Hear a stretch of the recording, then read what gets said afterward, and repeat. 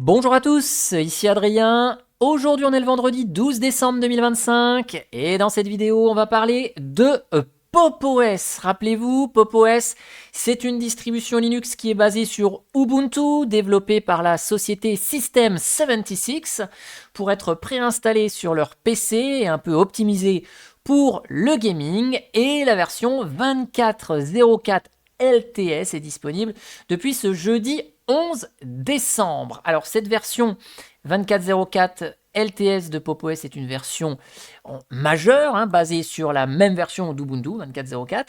Elle bénéficiera d'un support jusqu'en avril 2029.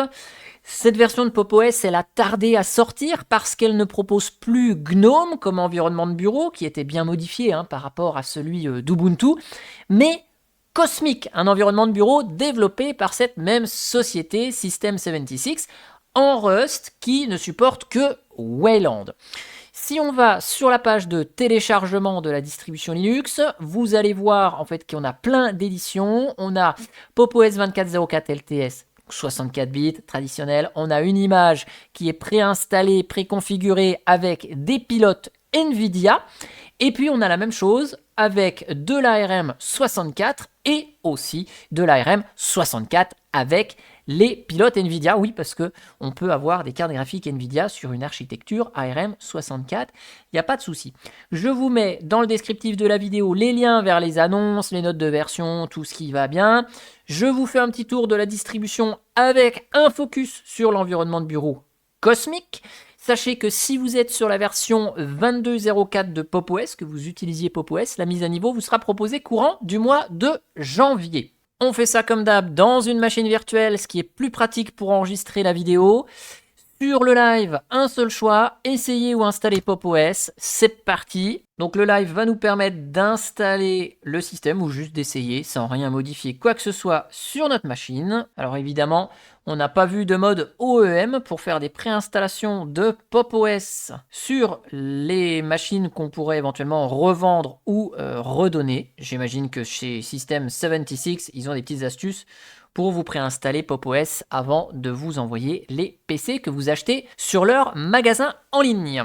Hop, donc l'outil d'installation se lance automatiquement. On se met en français France. Ici, on choisit la disposition du clavier. Français AZERTY, c'est pas mal. On va faire une installation toute propre. Vous avez la possibilité de faire une installation avancée. Et là, vous avez la possibilité de faire plusieurs systèmes de partitionnement. Voilà. Donc nous, ce qu'on va faire, on va se mettre en mode par défaut. On sélectionne notre disque et c'est parti. On crée notre utilisateur. Vous avez la possibilité, après la saisie du mot de passe, de pouvoir, si vous le souhaitez, chiffrer votre disque pour installer votre système PopOS sur un disque complètement chiffré, ce qui accroît la sécurité. Par défaut, c'est le même mot de passe que le compte utilisateur qui est utilisé. Si vous ne voulez pas chiffrer, vous pouvez mettre Don't Encrypt. Donc là, je ne vais pas chiffrer. On est dans une machine virtuelle et l'installation se déroule. C'est dommage que l'outil d'installation ne soit pas traduit en français. Je laisse l'installation se poursuivre et je vous reprends une fois le système prêt à être démarré.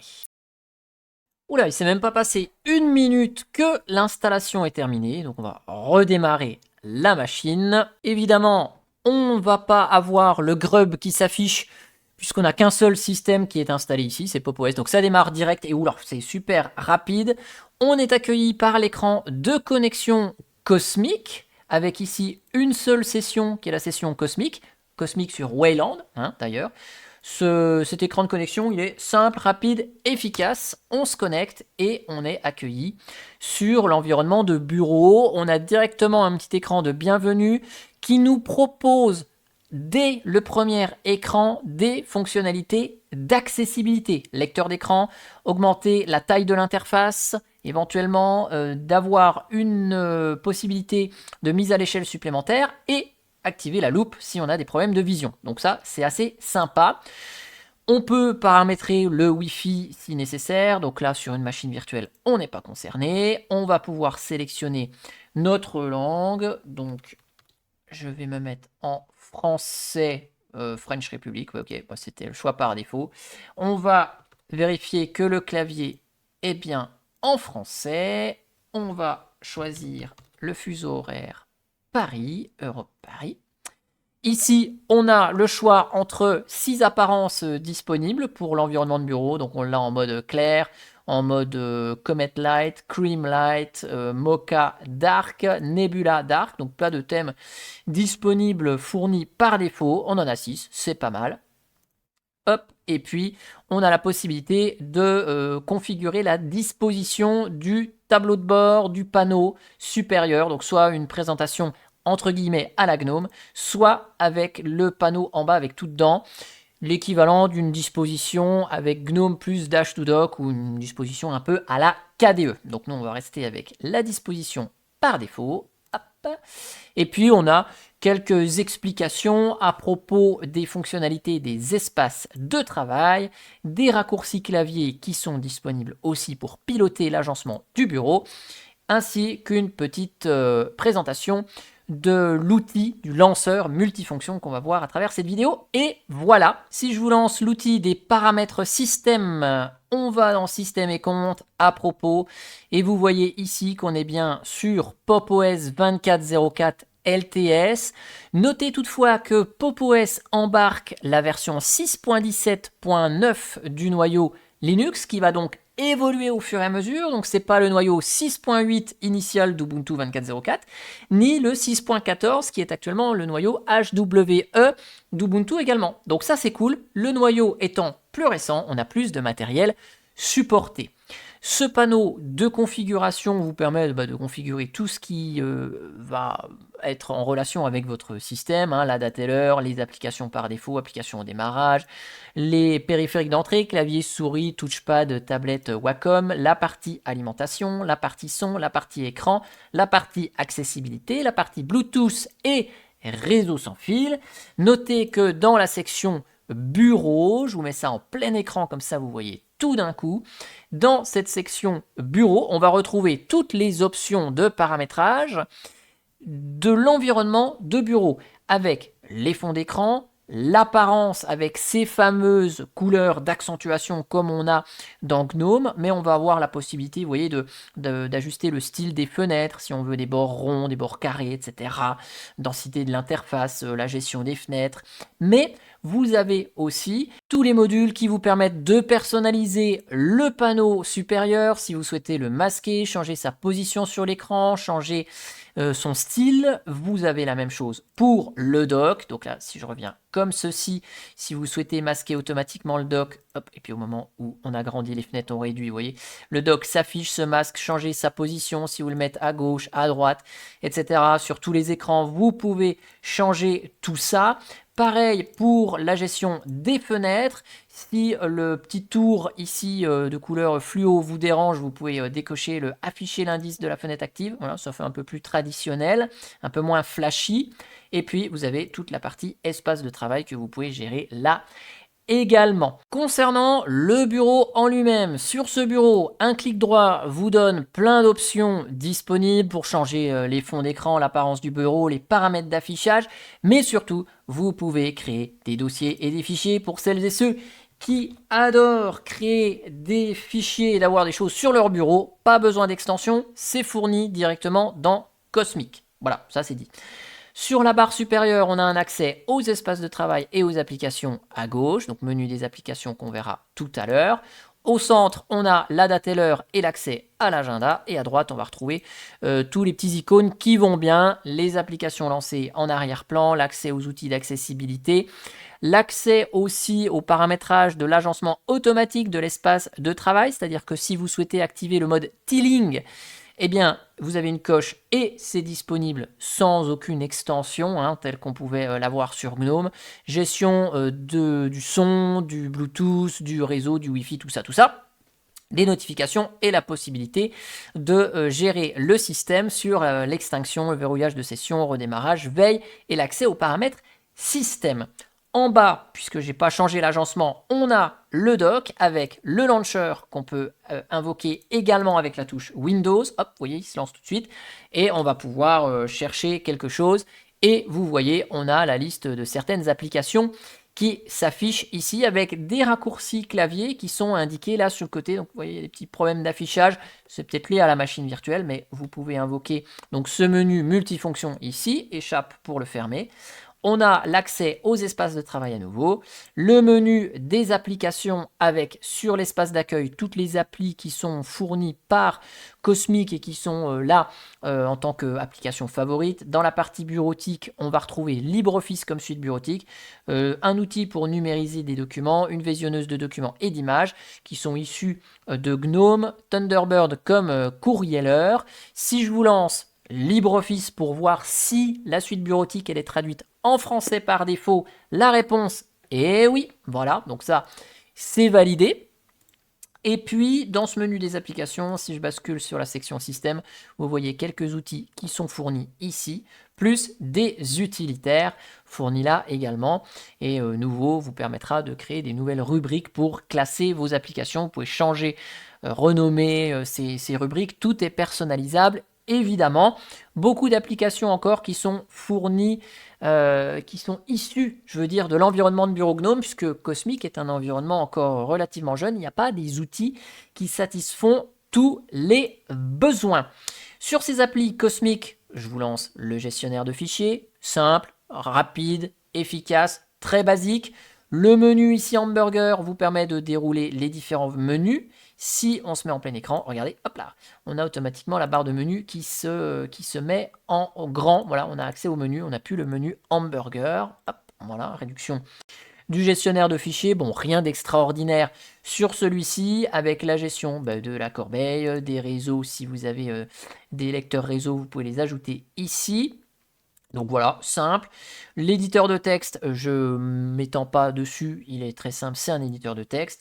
Le terminal, c'est pareil, pas grand chose à dire dessus également. Je vais juste vous faire un petit contrôle plus pour zoomer ici, vous mettre ça en plein écran, pour vous donner quelques informations. Donc la version du noyau, on l'a vu, noyau 6.17.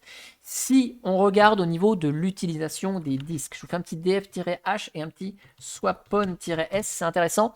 Vous allez voir que le système prend 8 Go installés sur le disque et que vous avez un /recovery, c'est-à-dire que quand vous installez le système, vous avez automatiquement une copie du média d'installation qui se met dans une partition recovery, un petit peu comme pour Windows, qui permet de réinstaller le système sans avoir besoin de clé USB ou de disques à notre disposition. Et à cela, on va avoir une partition swap de 4 Go qui est présentée ici et on a du ZRAM à la hauteur de la quantité de RAM effective, puisque si je vous fais un petit free-m, vous voyez, j'ai exactement 8 Go de RAM, donc j'ai autant de ZRAM et puis la partition swap fait 4 Go dans mon cas ici.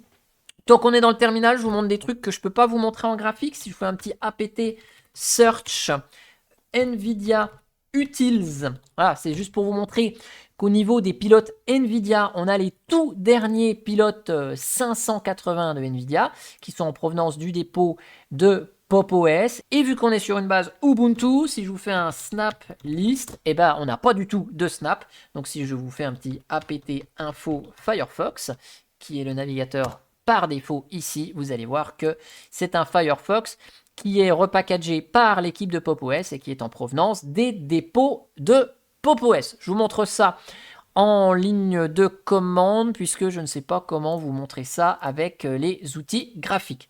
Je laisse le terminal dans un coin, vous voyez, il y a un petit aperçu du terminal dans le dock directement.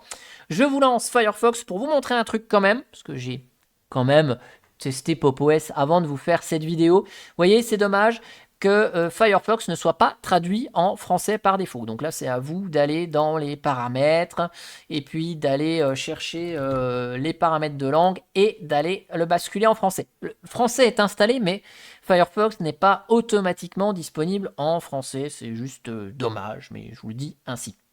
Et puis j'en profite que Firefox soit lancé ici pour vous dire que si je veux positionner sur le bureau, vous voyez que j'ai la possibilité de mettre des fenêtres par quart de bureau, pas des demi-bureaux uniquement comme permet de le faire GNOME.